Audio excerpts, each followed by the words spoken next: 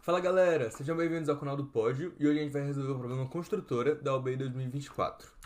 Meu nome é Arthur Lobo, já fui 4 vezes primeiro lugar da UBI, sendo ouro, primeiro lugar da América Latina e bronze na Olimpíada Internacional de Informática e hoje vou ser o professor de vocês. Vamos direto pro problema, construtora. O problema fala o seguinte, você vai ter vários prédios em que cada um vai ter uma quantidade de andares, então o iasmo deles vai ter A de andares. Você vai ter esses N prédios um do lado do outro.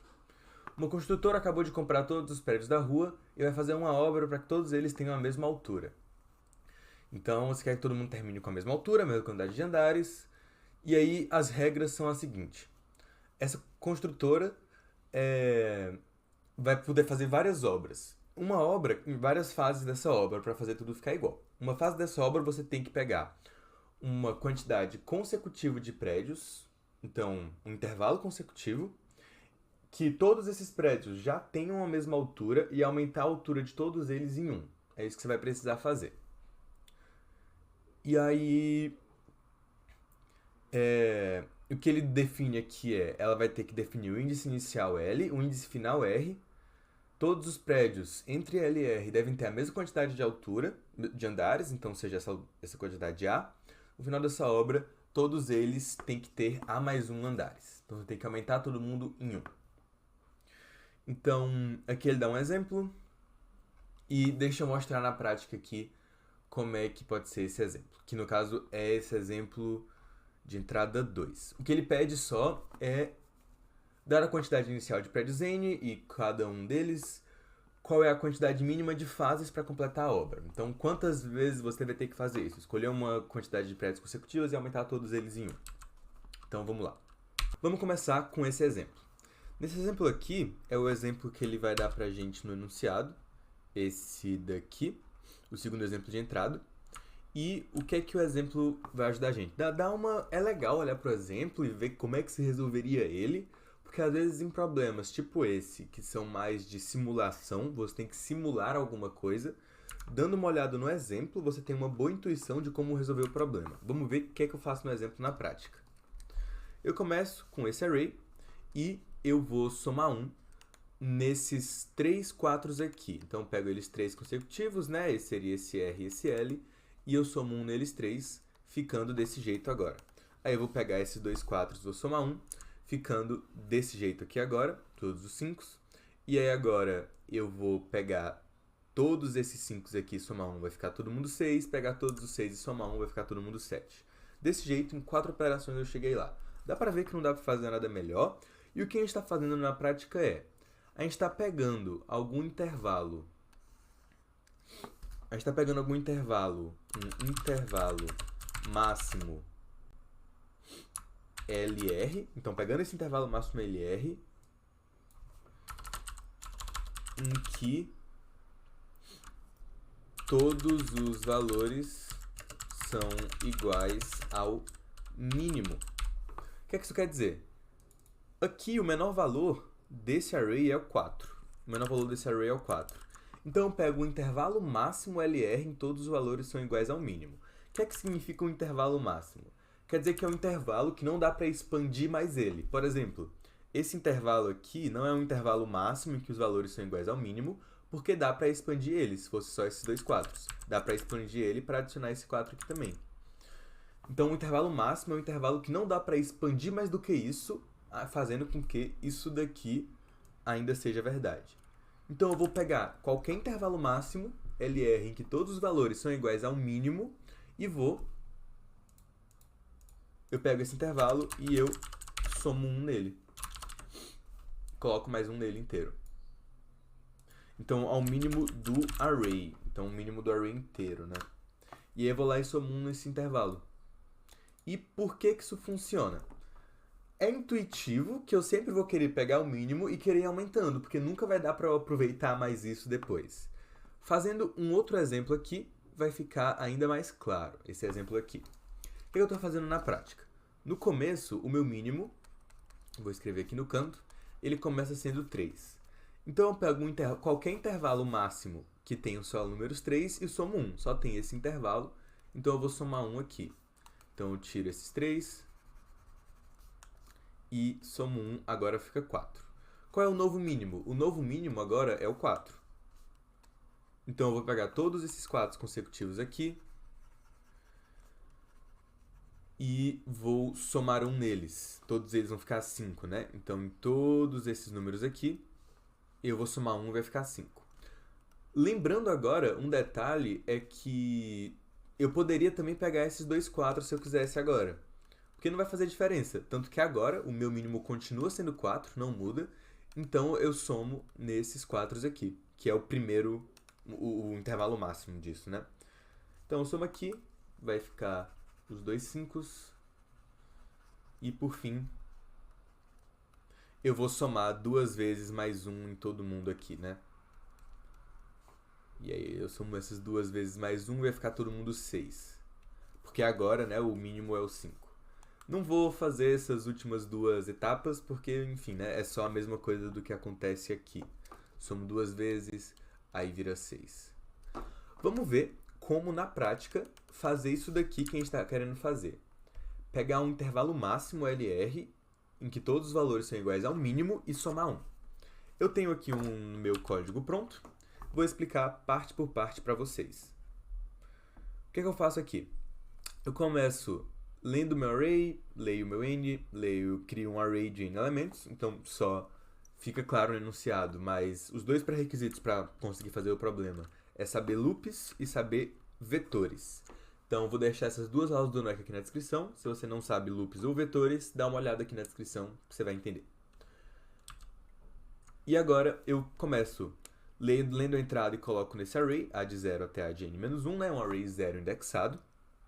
Beleza? E aqui vai ser a minha resposta. Minha resposta vai começar sendo 0 e eu vou aumentando ela de 1 em 1, enquanto eu vou tendo que fazer essa operação. Esse while true vai ser basicamente que dentro desse while true vai ser onde eu vou fazer minha operação. Eu vou ficar fazendo e fazendo minha operação dentro desse while true, enquanto eu ainda tiver que pegar um mínimo e aumentar em 1. E eu só vou parar quando, na prática, tiver tudo igual aqui. Tiver todo mundo igual. Aí, parou. Dentro do meu while, eu tenho que saber quando isso acontece. Então, vamos voltar para o código. Eu começo encontrando o menor valor do array, começo o mínimo sendo a de 0, e aí faço sendo o mínimo entre esse valor e o resto. Desde um jeito de encontrar o mínimo do array. Aqui, eu vou querer encontrar qual que vai ser o meu L, que é lá o L do enunciado. Esse L que ele fala aqui, um índice inicial L. Eu vou encontrar qual é esse índice inicial. Basicamente, o meu L, ele pode ser, na prática, eu quero que o meu L ele seja o primeiro valor com mínimo. A primeira posição com esse mínimo. Com esse valor mínimo que eu encontrei aqui em cima. Eu chamei só de MN, né? De mínimo. E aí, começo sendo -1, só porque tem que inicializar com alguma coisa. Nem precisaria se eu não quisesse. Passo por todo o array. Quando eu encontro algum valor que é igual ao mínimo, eu faço com que esse L vire essa posição que eu encontrei, a posição, e dou break. Lá na aula do Noik fala sobre isso, que o break basicamente termina o for naquele momento. Então, aqui acaba o for e não vai ter mais. Então, daqui eu saio desse for e venho para essa linha aqui, meio que eu pulo dessa linha 26 para 29 quando eu chego no break. Dá para entender desse jeito. E isso faz com que a minha primeira vez que eu encontro o valor mínimo, aquele vai ser o L. Então, nesse exemplo aqui, por exemplo, o meu L ele vai terminar sendo essa posição aqui. Né? Essa posição vai ser o meu L. E aí, além disso, eu vou ter agora que encontrar o meu R. O meu R ele vai ser a última posição depois do R que termina esse array, né? Eu quero que seja o intervalo máximo. Então, nesse caso, eu quero que o meu R seja a última posição, depois do L, que ainda tem um intervalo até lá só de mínimos. Então, seria aqui. Por quê? Porque aqui é o primeiro valor que é diferente do mínimo. Então, meu R tem que estar aqui. Vamos ver como é que eu fiz isso no código. No meu código eu posso... Começo o meu R sendo -1. Eu faço um for começando do i indo até o n. Então, o meu for, ele começa daqui, né? Ele não começa do 0, ele começa do L e ele vai indo para frente. Eu podia, inclusive, começar, se eu quisesse, aqui do L mais 1. Não teria problema. Porque aí o que é que eu faço? Eu vou ver. Se o ADI for diferente do mínimo, então eu faço com que o R seja o I menos 1, porque eu encontrei uma posição diferente do mínimo. Então, a posição que vai ser o final vai ser ela menos 1, e eu termino. Então, eu vou fazendo aqui esse meu for, começando daqui. Quando eu encontro que nessa posição ela é diferente de menos 1, eu faço com que o R seja uma antes dessa posição, porque ela é diferente do mínimo. Então, quando eu encontro a primeira vez uma posição diferente do mínimo, eu faço R igual a menos 1, I menos 1, e dou break, que nem eu faço aqui em cima. Agora, eu vou somar 1 no intervalo de L até R. Mas tem um detalhe. Primeiro detalhe e se o R for igual a menos 1? E sim, eu não encontrei ninguém diferente. Isso quer dizer que do L até o final, todo mundo é o mínimo. Todo mundo tem esse mesmo valor mínimo. Então, o R vai ser o último elemento. Então, o R vai ser N menos 1, né? E depois, eu vou deixar isso aqui embaixo. Eu também tenho que ver quando que eu termino. Se o meu mínimo, desde o L igual a 0 até R igual a N menos 1, eu tenho o valor mínimo, então eu posso dar break. Que quer dizer que todo mundo tem o mesmo valor, né? Todo mundo é o mínimo, então todo mundo está igual. Então, aqui eu dou break, e esse break vai fazer eu sair do while. Esse break vai ser o jeito de sair do while e vir aqui para dar cout na resposta. E se eu não entrar nesse if, eu vou somar 1 no intervalo de L até R, né? Aumento a resposta em 1. Fiz mais uma vez essa operação de somar 1. E eu faço um for do i igual a L até o R e faço ADI mais mais. Esse aqui vai ser o jeito da gente resolver esse problema. Como que fica a complexidade do nosso código? A complexidade fica... Vamos ver o que a gente está fazendo. Dentro do while, eu faço um for de 1 até n, um for de 0 até n, outro for de L até n e esse for de L até R. Então, é como se eu fizesse, no pior dos casos, mais ou menos 4 vezes n operações. Isso ainda dá O de n. Então, para cada while, deixa eu escrever aqui. Para cada while, O de n. Quantas vezes eu entro em cada while? Então, quantas vezes entro no while? A quantidade de vezes que você entra, na verdade, é quantas vezes você vai ter que aumentar os valores. No pior dos casos, você vai aumentar cada valorzinho uma vez até ele chegar no valor máximo do array. Então, já que o valor máximo do array é 100, quer dizer que cada prédio vai ser aumentado no máximo 100 vezes. No pior dos casos, ele vai ser aumentado 100 vezes.